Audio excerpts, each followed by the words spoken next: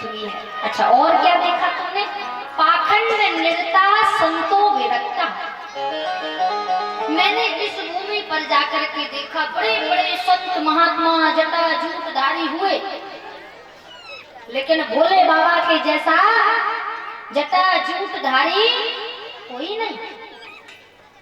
मैंने देखा है जो संत अपने आप को संत कहते हैं, पीले पीले वस्त्र धारण कर लेते हैं, थापक धुआ चंदन लगा लेते हैं, जटा रखा लेते हैं, बड़ी बड़ी दाढ़ी रखा लेते हैं और गांव गांव में जाकर के भिक्षा मांगते हैं और अपने घर आकर के अपना भरण पोषण करते हैं।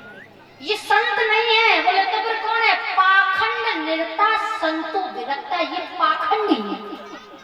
हम नहीं कह रहे इस बात को, भागवत जी कह रही है।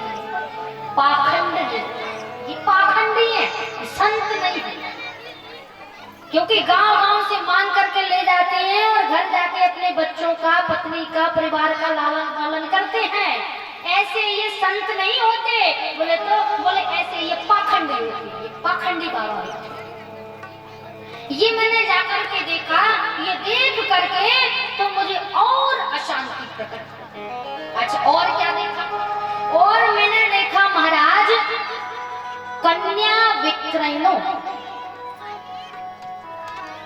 गरीबी के कारण गरीबी व्यक्ति को इतनी सता रही है। अपने यहाँ ऐसा कुछ नहीं है, लेकिन आप मोबाइल देखो, यूट्यूब देखो, नेट देखो, फेसबुक देखो, न्यूज देखो, टीवी देखो, बाहर ये सब बहुत तीव्र गति से चल रहा है।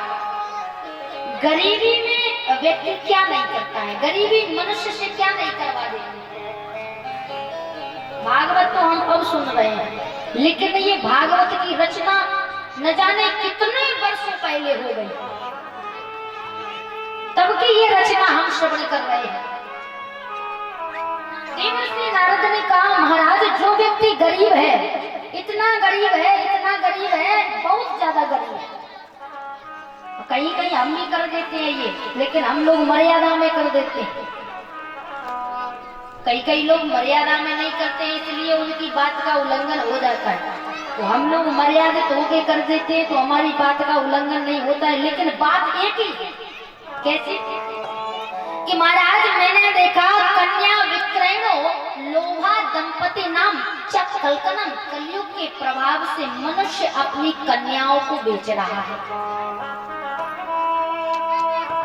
सुना है कभी आपने ऐसा? सुना है क्या?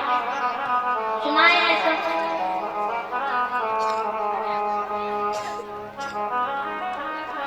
कन्या विक्रयण।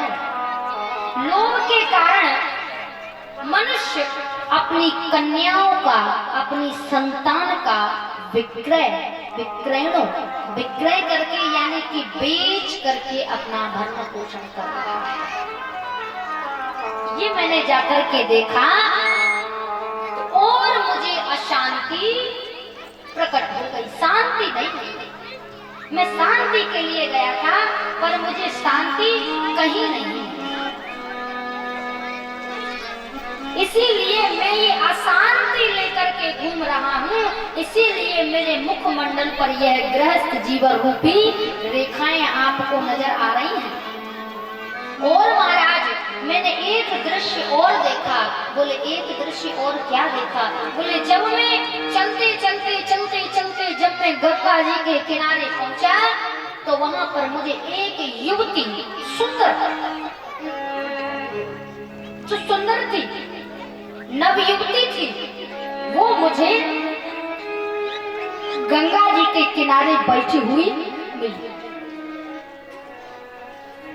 मैंने देखा आसन लगाई हुई थी, सुंदर गंगा जी कल कल करती हुई, भौरे गुंजायमान हो रहे थे, सुंदर पुष्प खिल रहे थे, गंगा जी कल कल करती हुई बह रही थी।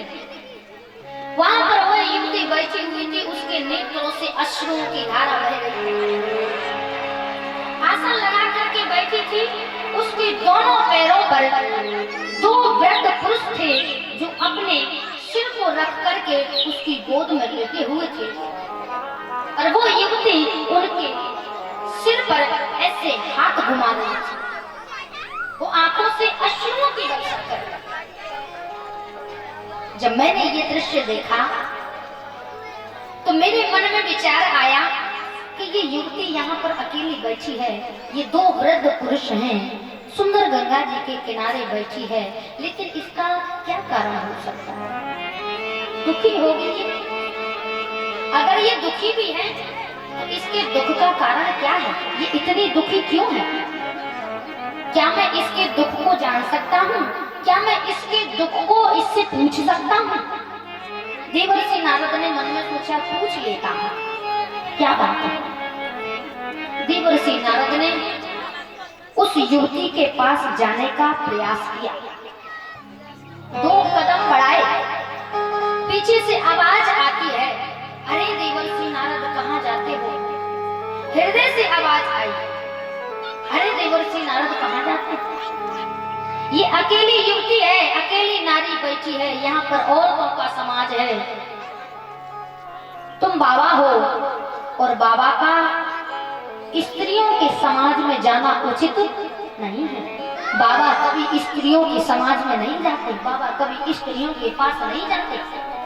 तुम यदि इस युवती के पास गए और अगर लौट करके इस युवती ने तुमसे पूछ लिया, अरे बाबा मैं यहाँ पर एक अकेली स्त्री थी, तुम यहाँ पर क्यों आए? तुम तो बाबा हो, तुम्हारा यहाँ क्या काम? देवर्षि नारद ने मन में विचार किया, मैं तो बिना मौत मारा जाऊंगा, मुझे मौत भी नहीं आएगी।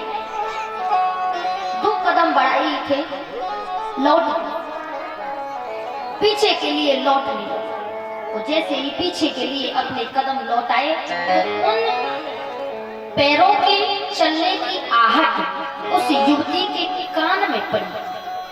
देवर्षि नारद के पैरों की आहट उस युवती के कान में पड़ी, और जैसे ही उस युवती के कान में पैरों की आहट पड़ी तो उस युवती ने मुड़कर के पीछे देखा, कौन है?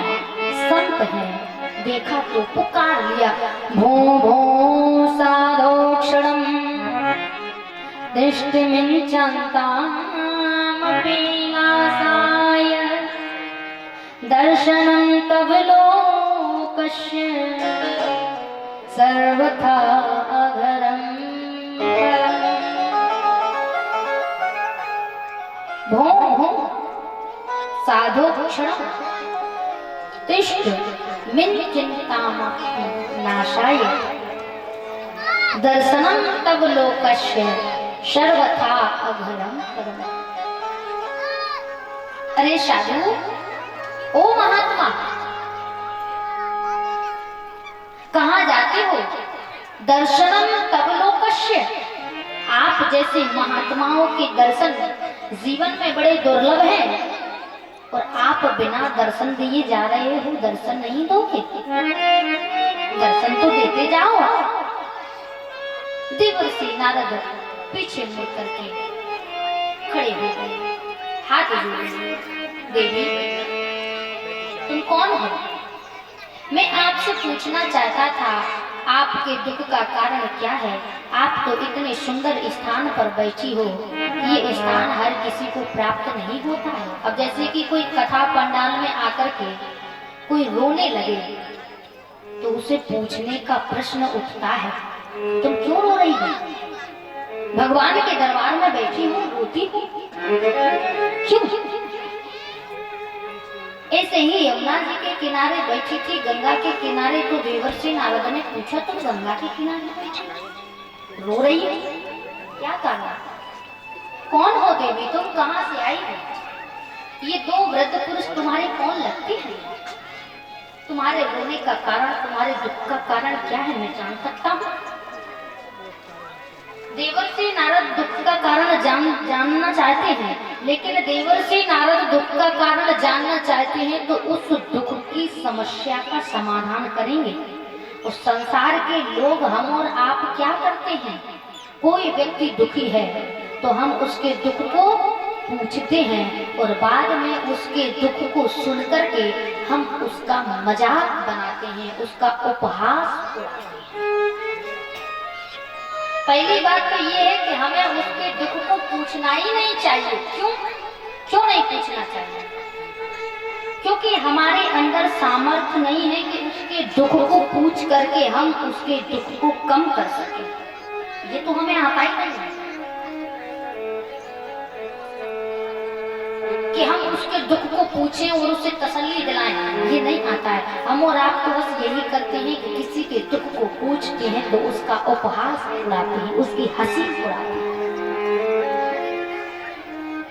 हमें यदि किसी के दुख को पूछ करके उसकी दुख को यदि हम कम नहीं कर सकते तो हमें भगवान ने ये अधिकार नहीं दिया है कि हम उसके दुख को पूछ करके उसका उपहास उड़ाएं, उसका बेइज्जती करें, उसको और दुख पहुंचाएं, उसको और ठेस पहुंचाएं। यदि हम उसके दुख को हल्का नहीं कर सकते तो हम उसके दुख को बढ़ा भी नहीं सकते। देवर्षि नारद ने पूछा है, क्या क्यों परेशान? युक्ति बोली, मैं अपने दुख का कारण बता दूंगी। मैं जानती हूँ आप संत हो, महात्मा हो, यदि मेरे दुख का समाधान यदि आपने नहीं कर पाया तो मुझे कोई दूसरा ऐसा कोई बाबा साधु नहीं दिखाई देता है कि जो मेरे दुख को कम कर दे, मेरे दुख को हल्का कर दे, मेरे दुख का हरण कर ले। ऐसा फिर मुझे दूसरा कोई संत दिखाई नहीं देता। कौन हो? भक्ति महारानी ने आज देवर्षि